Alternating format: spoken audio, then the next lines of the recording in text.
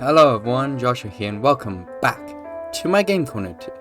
And we're back with more motherfucking Dark Knights. In the last episode we finished off prom night and you know Lucas on the forehead. Why am I not able to do high-pitched squealing as good as I know I know my high-pitched squeals can get better than that.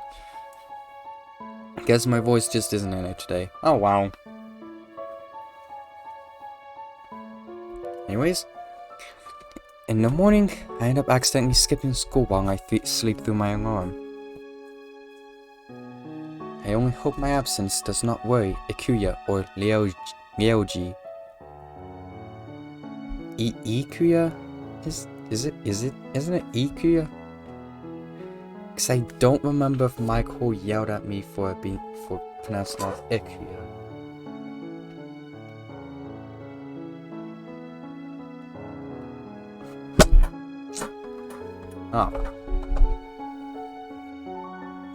Oh, whatever. He'll yell at me later. He'll yell at me regardless. What? Yes, let's move on.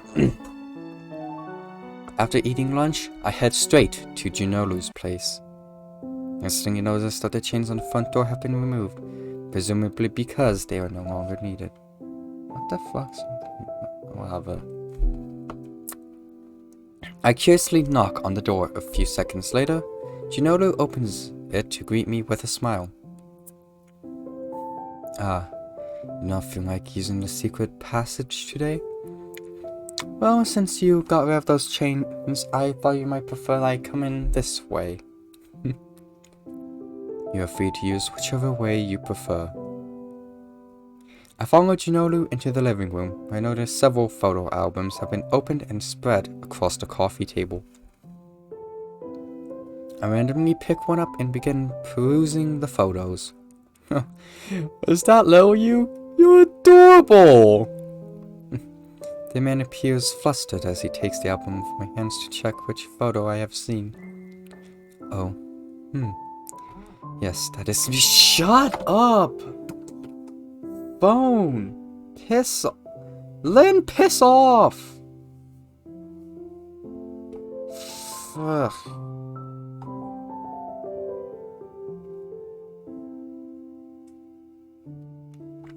Oh, she just sent me a post about Minecraft fact I already knew. Yeah, God. Anyways. Your face is pretty red, you know. Are you hiding something from me?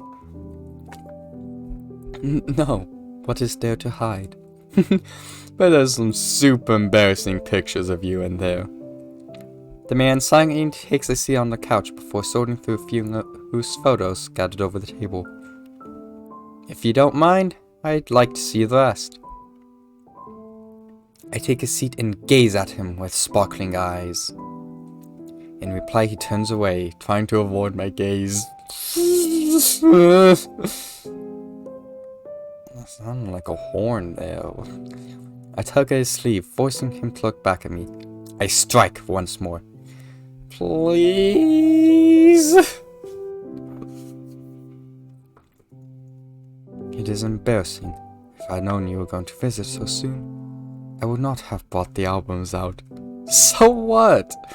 I'd like to learn more about you, and the embarrassing moments are as good as the other ones, as far as I'm concerned.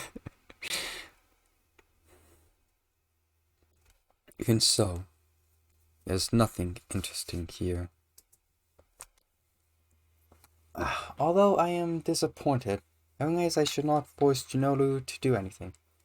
Digging up memories can be painful, especially when they're about the deceased. Before I can apologize, Junolu moves closer to me, begins to lift the cover of the album in his hands. I blink in confusion. On second thought, perhaps it would be nice to share my memories with you. With you? I see how the U is like in a little italic, like slanted.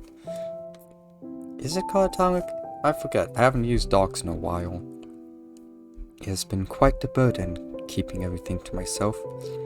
I mean, if you don't want to, then... He shakes his head slightly and smiles. These memories should not be knocked away. I should be keeping better track of my posture. I don't need my back to be hurting during week sessions like this. Especially not with my time with Warrior. You did meet him, after all. Miyako, shall I start over? I wish to share my story with you. I'm shocked, to say the least.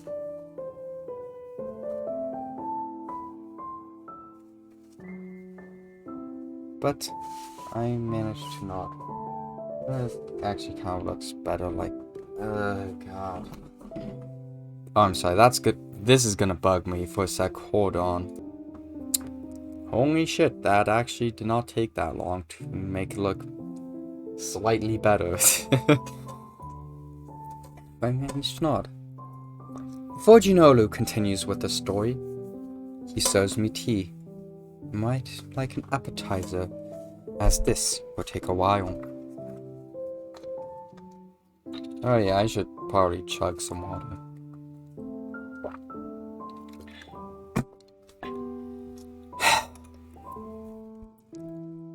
As you already know, Warrior and I were born into the Kenriji family. I do try to keep it hidden, however, as the name evokes certain reactions. You have read about my family in your history books, as have most of the other villagers. It is to be expected. Which reminds me, was your whole family was supposed to have died forever ago? How are you here? It is complicated, but I was in a slumber for around a century. It has not been long since I woke up. The village did not change as much as I expected. Where should I start? It feels as if everything happened only yesterday. Shinoru flips open the album and begins his story from the first photograph. Roya, where are you? Baby Shinook! Oh fuck, I couldn't get a screenshot fast enough. I ran through the hallway, searching for my brother, and I told him I gave up on our game of hide and seek. Still had not come out. A room with large doors caught my attention. So I walked inside and yelled for my brother. A small wooden box piqued my interest. Rather, the fact it was sealed behind a glass door, reinforced by several heavy locks. Up there's baby Juno again. What could be inside? When I reach out to touch glass, I hear my brother calling out to me. That's the family heirloom. Don't touch it. Oh, Warrior, don't scare me like that. What's this fucking doing with a monocle?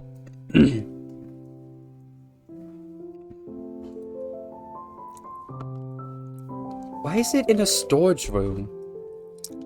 It's called being hidden in plain sight, you know.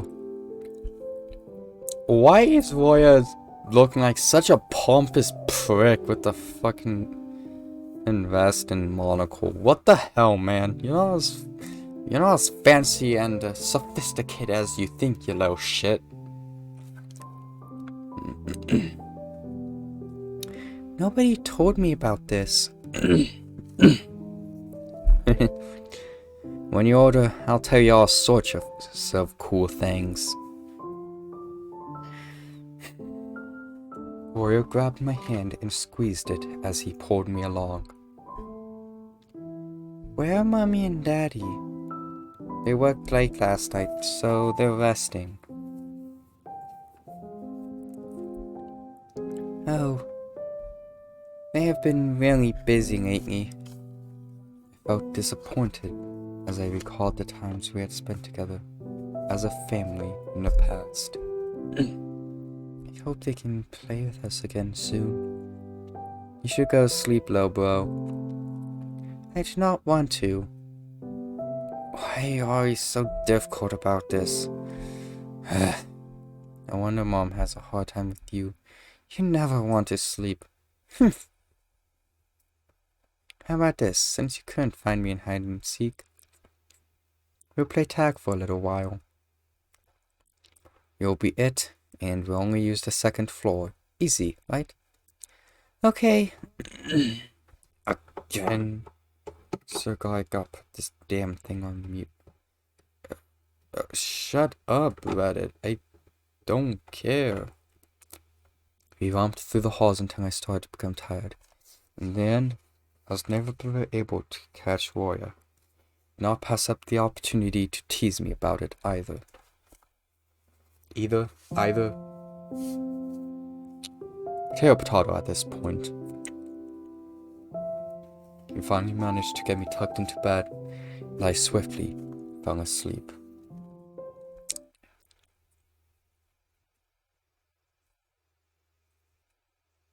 In the middle of the night, I woke up to a strange noise. It sounded as if someone was knocking on the window, but my room was on the 3rd floor. I crawled out of bed and pushed the curtains aside, where I found a note stuck to the outside of my window. I was frightened, but I retrieved and opened the letter. The handwriting was messy, but its message was clear enough. Mr. and Mrs. Kenliji, you have 1 week to leave this village. If you do not, the deaths of you and your sons will be assured. My hands shook in fear while I stared at the paper. What is going on? Why would anyone threaten Mommy and Daddy? I assumed the letter has been accidentally sent to me instead of my parents, and cannot bring myself to give it to them. I feared it would only make the situation worse. In the morning, I ate breakfast with my family in the dining room, as I always did. The atmosphere was quieter than usual, and I could not bring myself to meet my parents' eyes.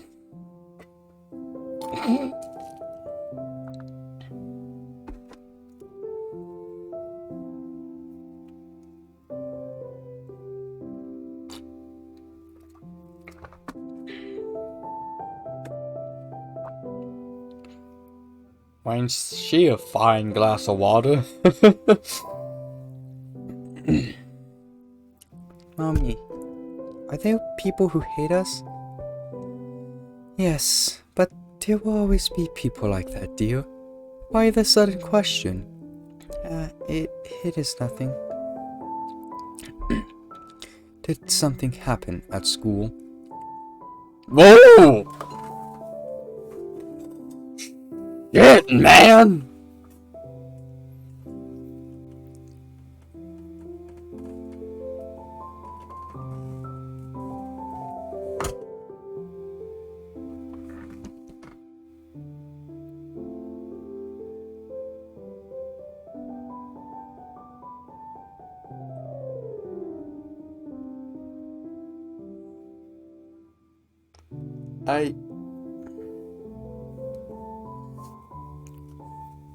Oh my god.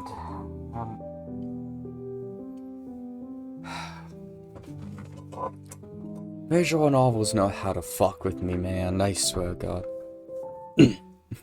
Do not pay attention to the boy, son. Even if you live your life without making a single mistake, someone will find a reason to dislike you.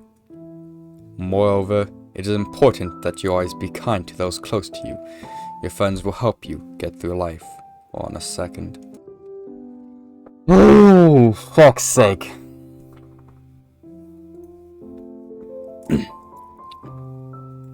While I did not understand what my father had said, his words felt reassuring. Mother reached out to gently caress my cheek, giving me a soft smile. If there's ever anything bothering you, Junolu, we're here to listen to you. Daddy, when you're going to take a holiday? Yeah, it's been ages since we went on a trip. We went to see the circus just last month, didn't we, children?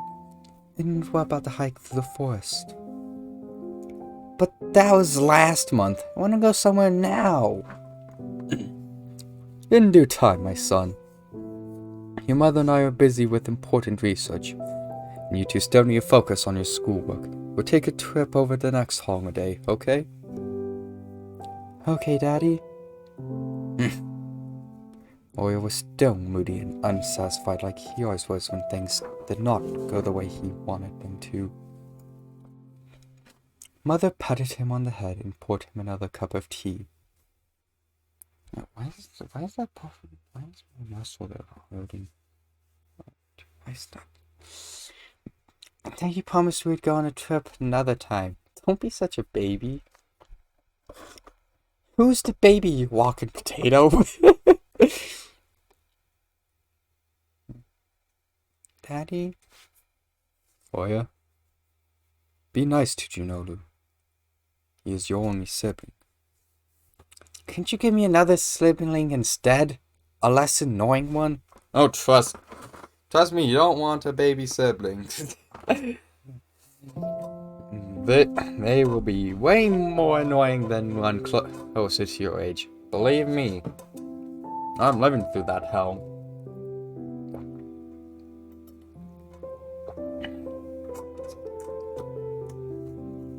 I like to state that that previously mentioned quote was indeed just a joke. I love my family very much.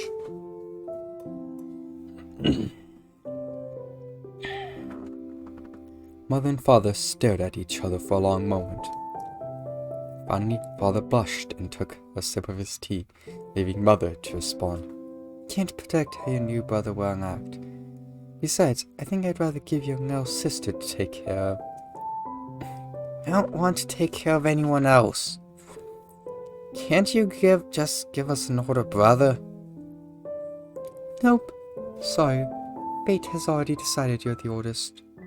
Well, that doesn't mean you can't take care of you instead. Height?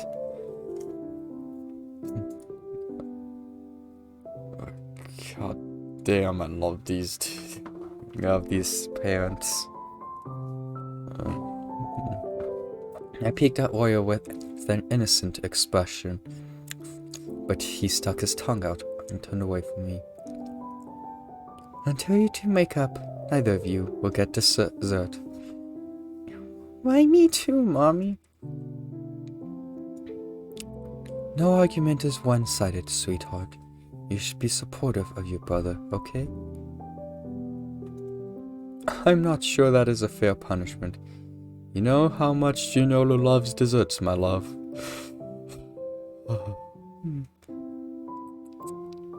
That's true. How about this? No desserts for Junolu, no toys for Roya. Mother is brutal! God damn!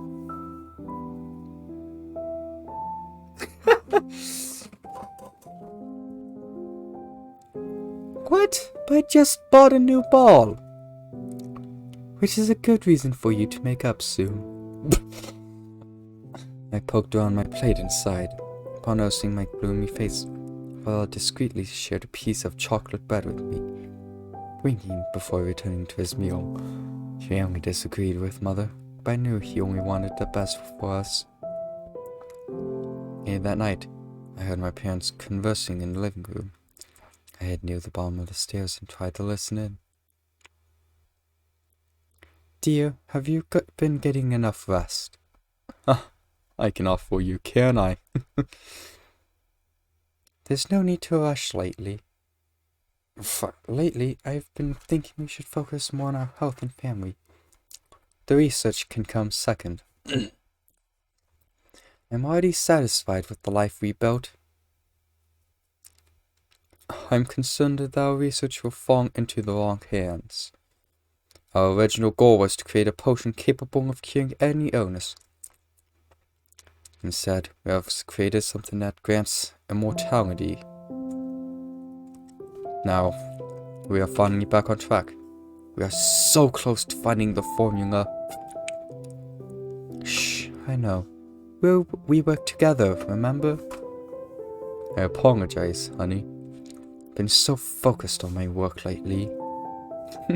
I can tell. Why don't we spend some quality time together like we used to? It'd be my pleasure, Miss Hanaru. Oh, you. Don't start calling me that again. Can you stop me? Oh, Desmond. Save that for later tonight. Father chuckled when Mother mumbled something too quietly for me to hear. Can you check on the children? I'm especially worried about Junoru. That child does not like to sleep. Of course. I will take care of the boys. You can go to the bedroom. I will join you later. I dashed back to my room and buried my face under the blanket, hoping Father would not notice I was awake.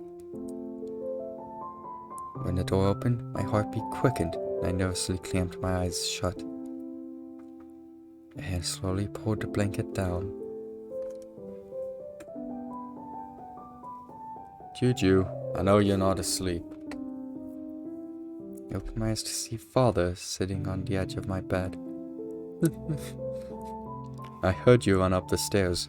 Did you eavesdrop on my conversation with your mother? Yes.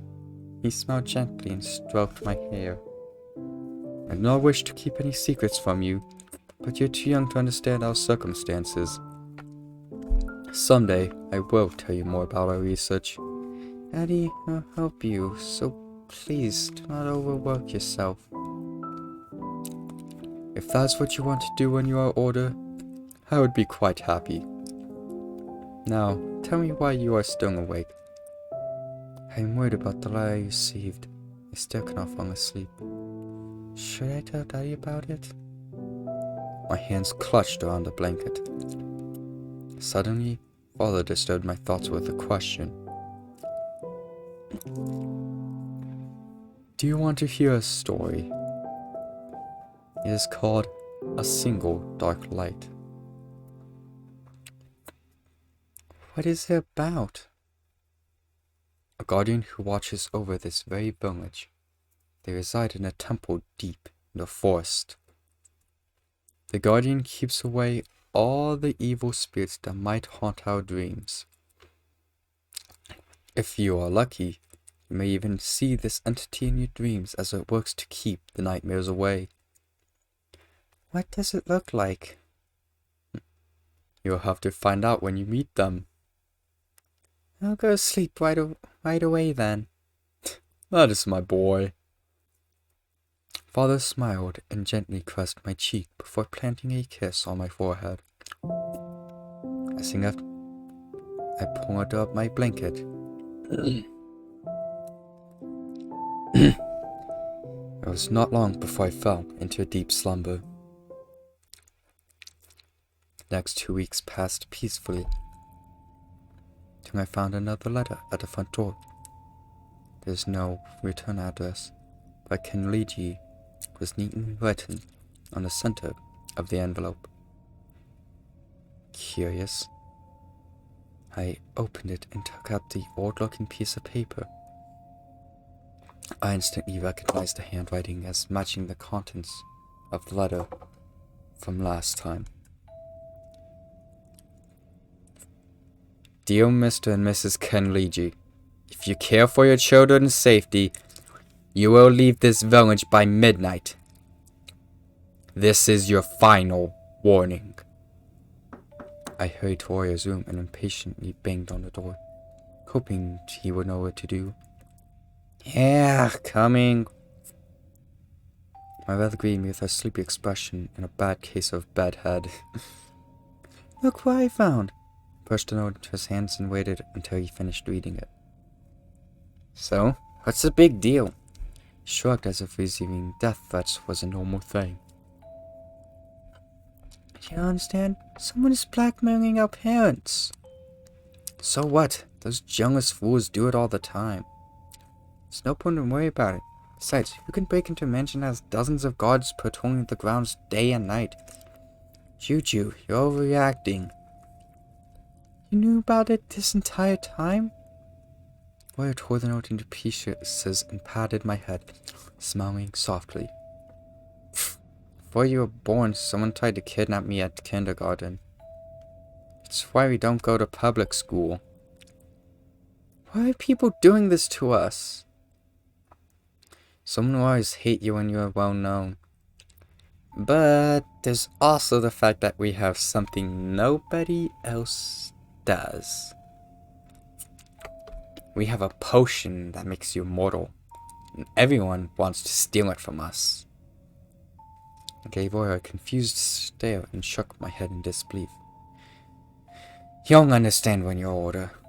For now, just ignore those flies. I sighed as my head drooped. Suddenly, I wanted to escape from my worries, so I snuck outside to find my new playmates, Jace and Blaze. That night, I could not fall asleep. I just lost my first and only friends. They had told me that our statuses were too different. Who cares about statuses as long as you get along with one another?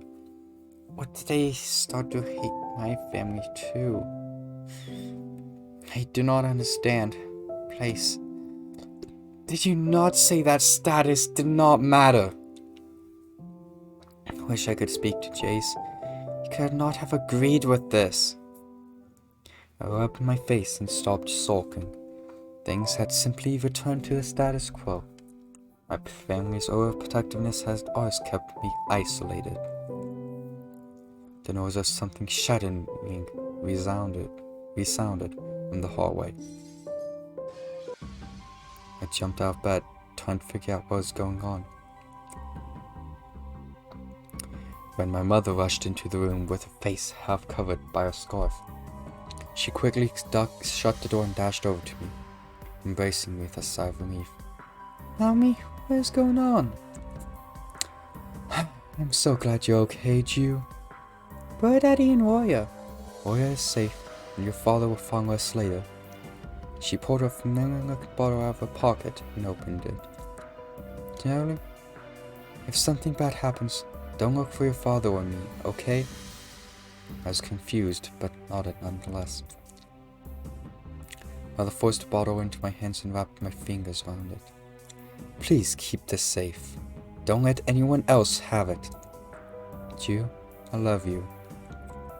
She hugged me one last time, her cheeks damp from tears, before helping me hide under the bed. And what you see or hear, don't come out, and don't make a sound. Bear me. Ugh.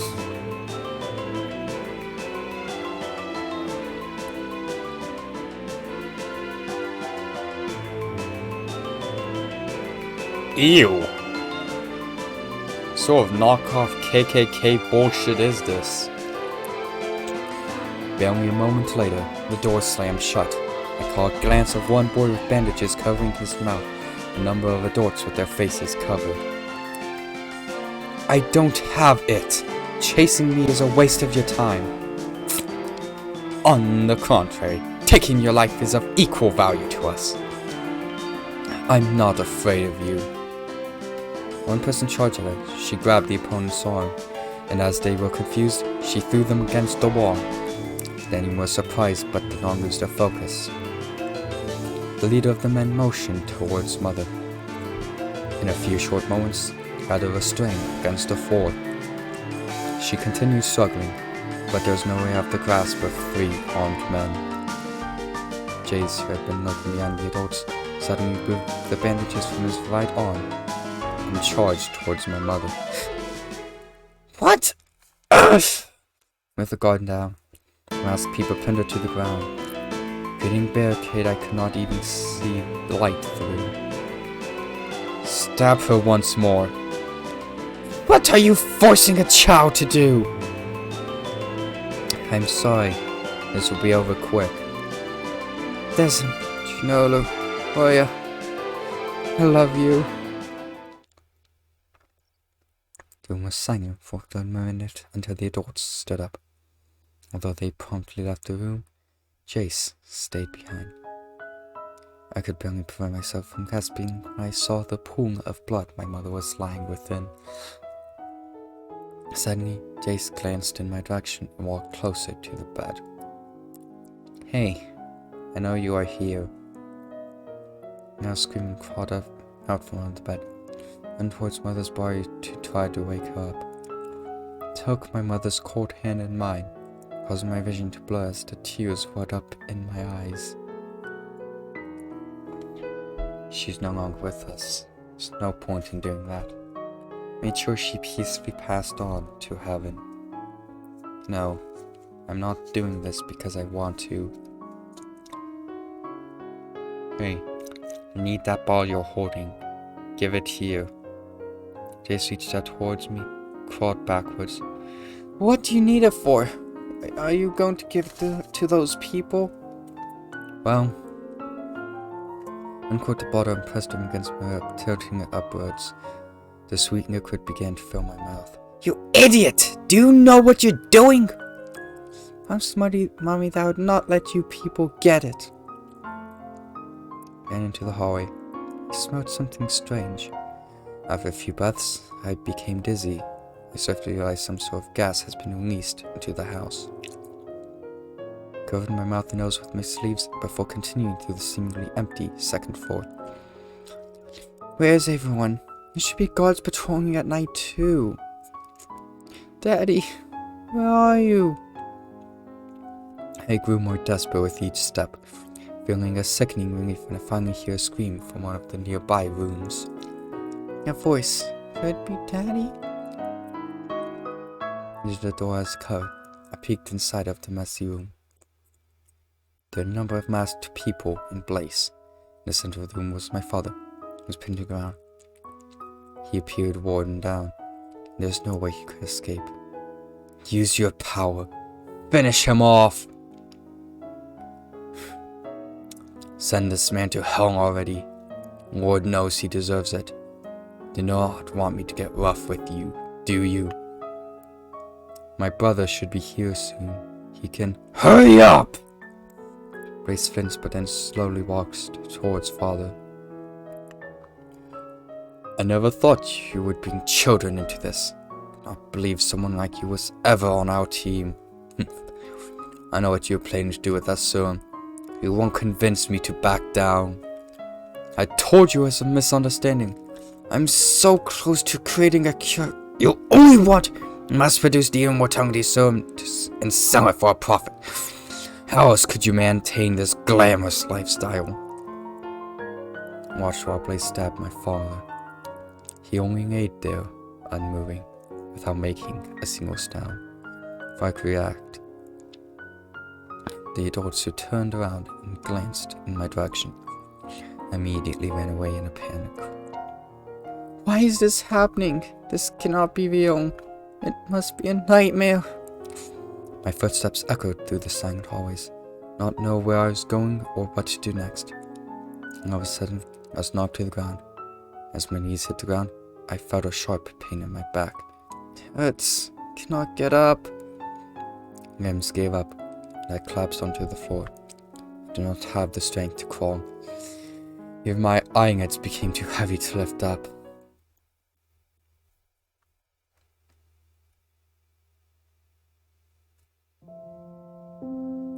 When the feeling in my limbs returned, I slowly opened my eyes. I did not know how much time had passed. Huh?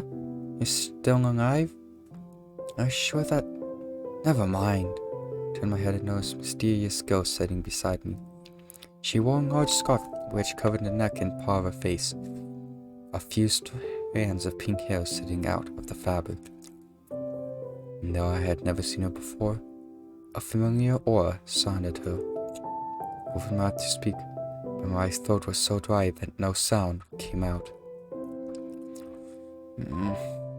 This is strange. How do you feel?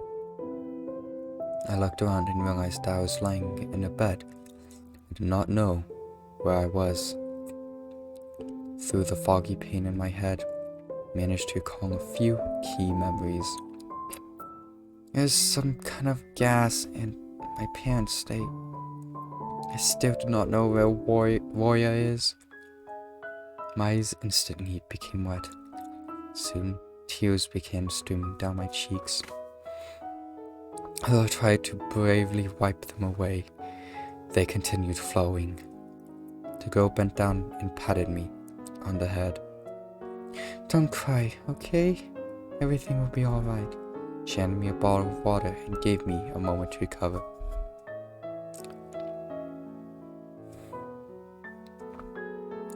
May I know where I am? You're at my place. Feel free to stay as long as you want. Miss, do you know where my brother is? I don't. I'm sorry. Why did only I get away safely? I did search for your brother as well, but I couldn't find him. There's a chance he's still alive. I was disappointed, but also relieved that Oya might still have gotten away somehow. You're Jinolu Kenliji, right? Yes. How did you know? I heard a lot about you from your mother. I expect you to look so much like your father. Pressed my lips together at the resemblance of my parents. The girl gently patted me on the head before speaking in a calmer tone. Well, Yulu, I need to give you a checkup. Your body was in a strange state a minute ago. Oh, there's no need. I do feel a little lightheaded, but that is all. She sighed and crossed her arms.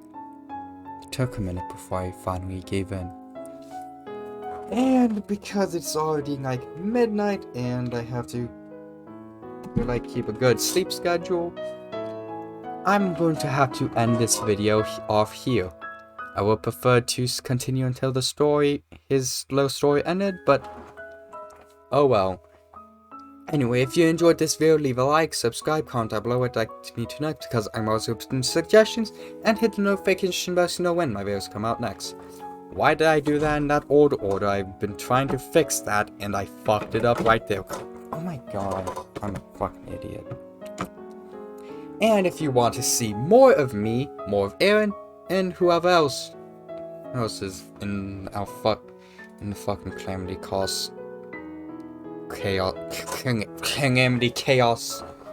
group chat, then subscribe to the Calamity Chaos channel linked down below. Thank you all so much for watching, and as always, I'll see you all next video. See ya!